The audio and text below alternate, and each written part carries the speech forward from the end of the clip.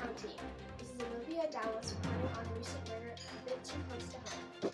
Local man Pete Van Horn was shot and killed during a wave of alien hysteria hit Maple Street yesterday evening. Authorities are currently investigating the murder site and the likely suspect. We have Alyssa Coulter on the ground. What do you see? Thank you, Olivia. Now, as you can see here, I am in front of the crime scene. While the original hysteria in this neighborhood has settled for the most part, many homeowners here are still quite paranoid. Here are a few witnesses of last night's events, here to shed light on the situation. This is Steve, a witness of last night's events. A lot of rumors have been flying around about what happened last night. What's your side of the story? Well, it all started when this meteor-looking thing went right over us. Then everything stopped working. Lights, telephones, lawnmowers, even my car won't start. Then Tommy started talking about aliens. I can't read too many comic books. For some reason, we all started believing him. People kept accusing one another of each other of being aliens. Neighbor turned against neighbor, and, well, you know what happened next. You said a kid named Tommy started the alien kick. Do you think he meant to cause panic? I doubt it. He's just a kid who knows how to sell a good story. What about the man who did it? Charlie, I believe. I don't know the thing. Charlie's my neighbor, and I know he got caught up in the narrative, but the gun was too far. When Don took it out, and I tried to take it away, but Charlie took it away from me. Well, thank you for answering our questions, and we hope that things in this neighborhood continue to improve. In the meantime, we have some more interviews lined up. Let's have a word with this Tommy we've heard so much about. Are you Tommy? We don't have to answer any questions here. No, it's okay. What do you want to know? Was it you that planted the idea of aliens in everyone's minds? I wasn't trying to freak everybody out. When that thing from the sky, I just thought of my favorite comic book. That's all I've got to say.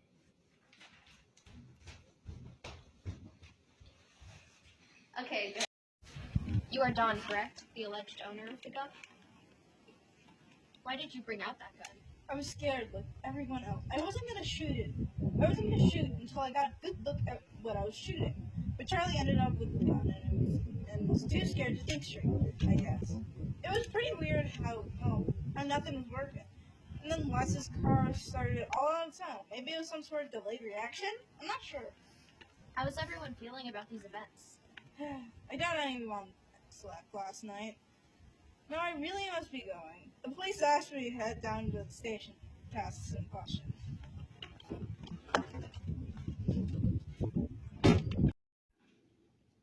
A new development in the murder case of Pete Van Horn. A local medium has claimed that she is able to communicate with the ghost of Pete Van Horn. We have one of our reporters on her way to meet the ghost and hopefully ask him some questions. Hello? Spirits told me you'd be here. I'm Hilda.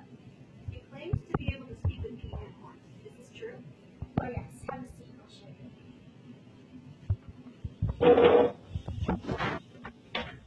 How exactly do you intend to speak with Pete Van Horn? He died last night. Well, I've always been able to hear what others can't. When dear Pete passed on, I felt that I had to speak with him. I found him, and it felt like he was also looking for me.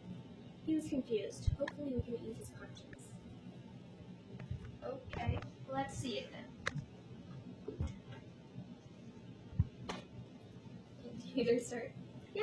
Take my hands and clear your mind of all distractions. I found him.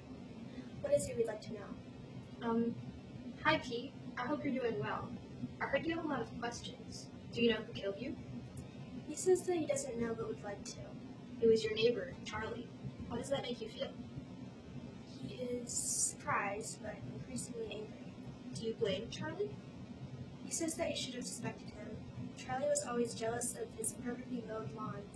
Pete even stole his brand new lawnmower, and Charlie pretended like it never happened. Have you thought about revenge? Is there anything you feel that needs to be done? Pete has a request. He asks that you take back his lawnmower and return it to his body.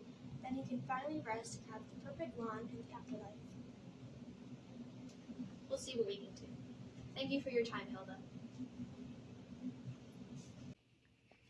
New footage has been sent to us from an anonymous source. It gives us a look at the interrogations with the alleged murderer, Charlie, who was arrested just last night.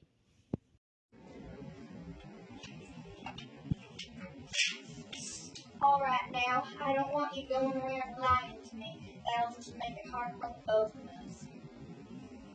So, what happened last night? There was this thing that fell out of the sky, and then everything stopped working. Things that used batteries and gas, it was all real strange. And this Tommy kid started telling us about aliens. So that they sent down a family ahead, and it was just like us. A bunch of weird stuff started happening, and, well, we all thought there was monsters, see? So I wanted to get rid of it. We thought it was coming at us. Donnie got his gun, and Steve tried to take it away. I took it from Steve and shot it. By it, you mean Pete Van Horn. Yes. So you admit you killed Pete Van Horn. Yes, but you have to understand, I didn't know it wasn't a monster. I didn't realize that it was something new. I didn't know! I'll be back in a few minutes.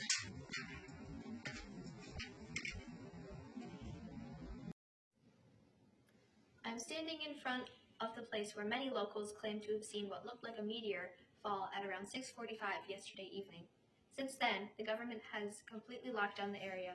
No one has been able to see what it was that fell, but hopefully we will get some updates soon. Sir? Sir? Why have you shut down this area? Is there something wrong? Or is there something that you don't want us to see? I'll have to ask you to vacate the premises. Why? I am well within my rights to film here. If you do not leave, I will have no choice but to forcibly remove you.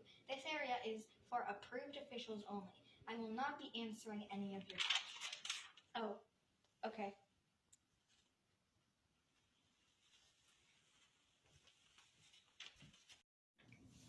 This is all the information we have on this case for now. Please join us at 6 for a fascinating look at a local 100-year-old man who found a $20 bill. Thank you for tuning in.